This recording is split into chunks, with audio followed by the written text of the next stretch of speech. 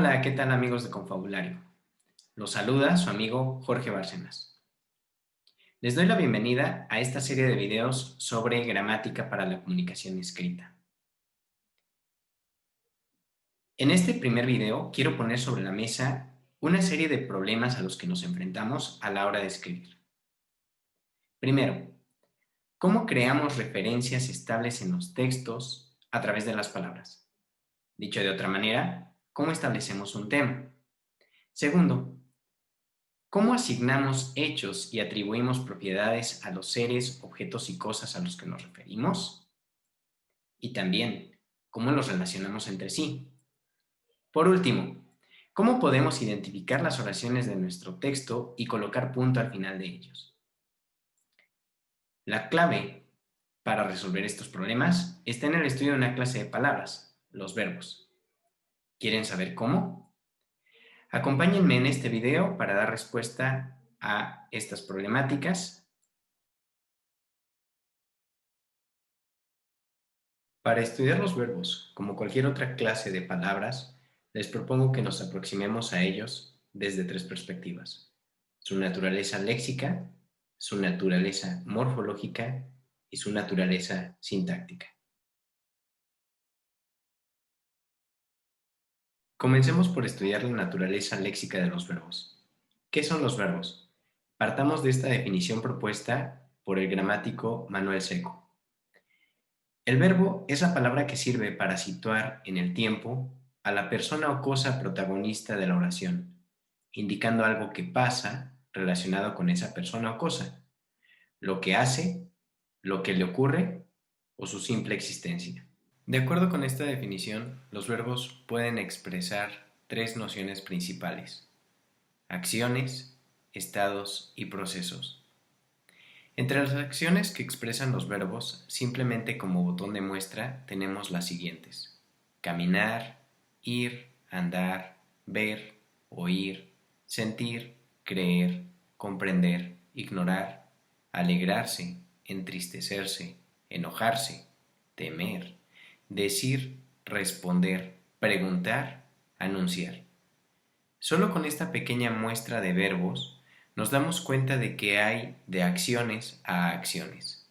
Hay las que se refieren a percepciones, al entendimiento, a emociones y a la comunicación.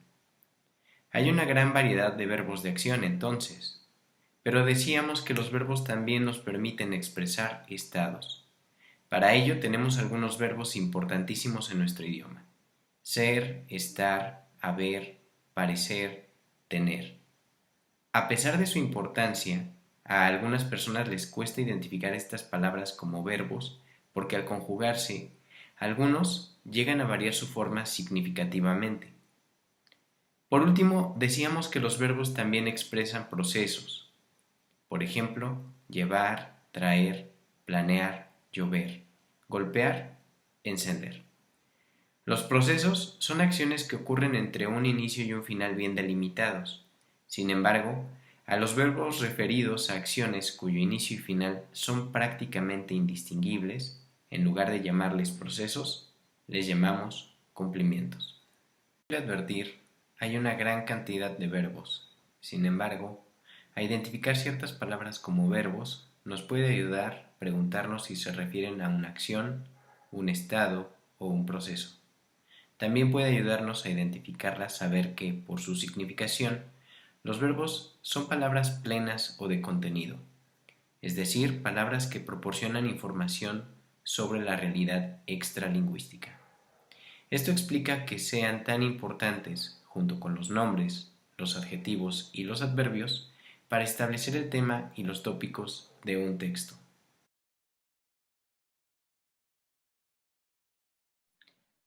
Hablemos ahora sobre la naturaleza morfológica de los verbos. ¿Qué características de forma tienen que nos puedan ayudar a distinguirlos en un texto? Los verbos son palabras que cambian su terminación para expresar nociones como la persona, el número, el tiempo y el modo. Si bien otras clases de palabras varían su terminación para expresar número o persona, Solo los verbos con su forma expresan tiempo y modo. Veamos cómo sucede esto con el verbo cantar. El verbo cantar tiene al menos 49 terminaciones que no se incluyen aquí en su totalidad, y cada una de esas terminaciones expresa distinta información. El verbo, en primer lugar, hace referencia a las personas que participan en la conversación o de las que se habla con terminaciones distintas. Yo canto, tú cantas, él canta. Y esto, el verbo lo hace en singular con las terminaciones anteriores o en plural con otras terminaciones. Nosotros cantamos, ustedes cantan, ellos cantan. Además, con las terminaciones anteriores, el verbo expresa la acción en un tiempo, el presente, pero con otras terminaciones puede hacerlo en otros tiempos, pretéritos y futuros. Como botón de muestra, en la diapositiva podemos observar cómo el verbo cantar en primera persona de singular toma formas diferentes dependiendo de los marcadores temporales que tenga a un lado para expresar 9 tiempos distintos. Hoy canto en presente, como ya dijimos. Ayer canté en pretérito perfecto simple. Antes cantaba en pretérito imperfecto. Hasta ahora he cantado en pretérito perfecto compuesto. Hasta entonces había cantado en pretérito pluscuamperfecto. Todas las anteriores, excepto la primera, son formas del pretérito. Y vienen después las formas correspondientes al futuro, como mañana cantaré, futuro. Mañana en la noche habré cantado, futuro perfecto. Ayer dije que hoy cantaría, potencial simple. Y ayer dije que hoy en la noche habría cantado, potencial compuesto. Estos tiempos también pueden expresarse, por supuesto, con formas diferentes para la segunda y tercera persona, tanto en singular como en plural. Es decir, para los pronombres personales tú, él o ella, ustedes, ellos o ellas. Finalmente, los verbos adquieren formas específicas para denotar cómo se entiende la acción, como un hecho, como un deseo o como una orden. Esto es para denotar el modo indicativo, el subjuntivo o el imperativo. Tenemos entonces, hoy canto, en modo indicativo, tiempo presente, primera persona de singular, el modo subjuntivo, en la misma persona, número y tiempo, tal vez hoy cante, o te ordeno que cantes, que es el uso del subjuntivo para dar órdenes indirectas, y en imperativo, con la misma persona, número y tiempo, canta. Para expresar el aspecto, que es como se enfoca el desarrollo de la acción, inicio, continuidad, reiteración o conclusión, los verbos no toman otras formas, pues esta categoría morfológica ya se expresa o con la forma que adquieren los verbos al expresar las categorías de persona, número, tiempo y modo, o con ayuda del verbo auxiliar haber o mediante perífrasis verbales. Al inicio de este video nos preguntábamos cómo relacionamos entre sí los seres, objetos y cosas que mencionamos en nuestros enunciados. Parte de la respuesta a esta pregunta se encuentra en la flexión verbal, puesto que flexionar un verbo es ponerlo en relación con una persona y un tiempo, los cuales llegan a expresarse con otros referentes y argumentos en el enunciado. Hablemos ahora sobre la naturaleza sintáctica de los verbos. ¿Qué función tienen? ¿Cómo se combinan con otras palabras y qué relaciones establecen con ellas?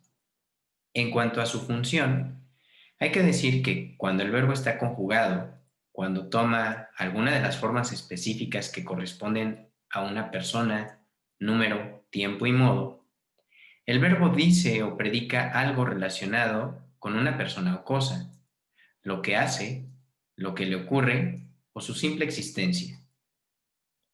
De allí que su principal función en la oración sea la de núcleo de predicado. Pero no solo eso.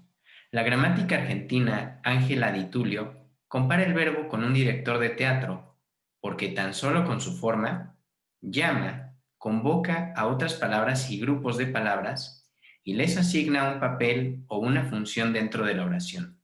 Sujeto, complemento directo, complemento indirecto, predicativo, complemento preposicional u otro tipo de complemento. Veamos el siguiente ejemplo. En la oración, Julio escribe un cuento, tenemos el verbo escribir y tenemos dos nombres, Julio y cuento. Sabemos que Julio realiza la acción, que es el agente y que funge como sujeto oracional. ¿Pero en qué nos podemos basar para afirmar tal cosa? Una explicación es que solo un nombre referido a una persona, a un ser humano, puede realizar lo denotado por el verbo. Otra explicación es que si cambio el verbo a plural, el nombre que actúa como núcleo de sujeto también deberá cambiar, pero el otro no. Por ejemplo, si digo escriben en lugar de un nombre en función de sujeto, necesitaría dos. Julio y Samantha, por ejemplo. Julio y Samantha escriben un cuento. O necesitaría un nombre en plural. Los narradores. Los narradores escriben un cuento. O necesitaría un pronombre en plural. Ellos escriben un cuento. Pero el otro nombre, la palabra cuento, no tendría por qué cambiar. Este fenómeno que pone en relación formal a unas palabras de la oración con otras se conoce como concordancia. Además de lo anterior, y retomando la comparación propuesta por Di Tulio, hay que mencionar que no todos los verbos montan obras con el mismo número de personajes. En otras palabras, dependiendo del verbo utilizado en una oración, aparecen unos u otros complementos obligatorios. En consecuencia, habrá oraciones sin complemento o de predicado avalente, como esta con un verbo atmosférico. Llueve. Habrá oraciones con un complemento o de predicado monovalente, como esta solo con sujeto. Julio va. Habrá oraciones con dos complementos o de predicado bivalente, como esta que tiene sujeto y complemento directo. Julio escribe un libro. O como esta, con sujeto y predicativo. Luis es trabajador. O como esta, con sujeto y complemento de régimen preposicional. Su titulación depende de los maestros. O como esta, con sujeto y complemento agente. La noticia fue difundida por las redes sociales. Asimismo, habrá oraciones con tres complementos o de predicado trivalente, como esta con sujeto, complemento directo y complemento indirecto. Antonio donó un edificio a los bomberos. Al inicio de este video nos preguntábamos cómo asignamos hechos y atribuimos propiedades a los seres, objetos y cosas a los que nos referimos.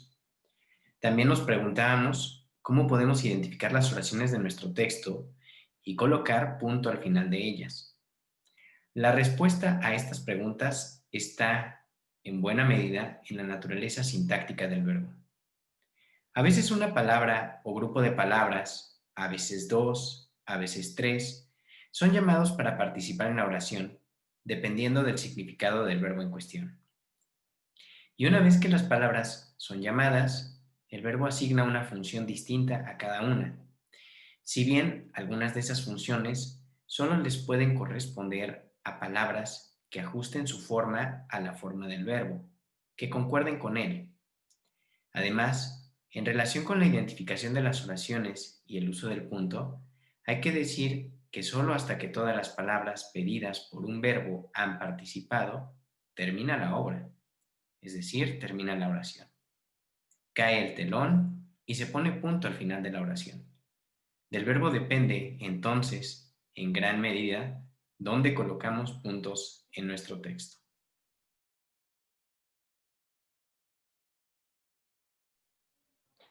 De los verbos dependen muchísimas cosas, ¿verdad? Repasemos rápidamente lo más importante en relación con ellos. Primero, los verbos son palabras plenas o de contenido que nos ayudan a establecer el tema y los tópicos de un texto junto con los nombres, los adjetivos y los adverbios. Segundo, los verbos son palabras que por su forma misma, cuando están conjugados, se relacionan con otros elementos de la oración y su conjugación en una u otra forma, como vimos, influye en la forma que puedan tener otras palabras de la oración. Tercero, los verbos conjugados son palabras que convocan, llaman, atraen a otras palabras para decir algo de ellas o con ayuda de ellas, y a cada una de ellas les dan una función. Cuarto y último, de los verbos conjugados depende, en buena medida, la decisión sobre dónde colocar puntos en un texto. Como pueden ver, no son pocas las razones para prestarle atención a los verbos, especialmente cuando están conjugados. Ojalá este video te ayude a ello. Si crees que será así, da like, deja tus comentarios y comparte. Y recuerda que si quieres sacar provecho de tu conocimiento sobre los verbos a la hora de escribir, puedes tomar alguno de nuestros cursos sobre comunicación escrita o sobre escritura creativa.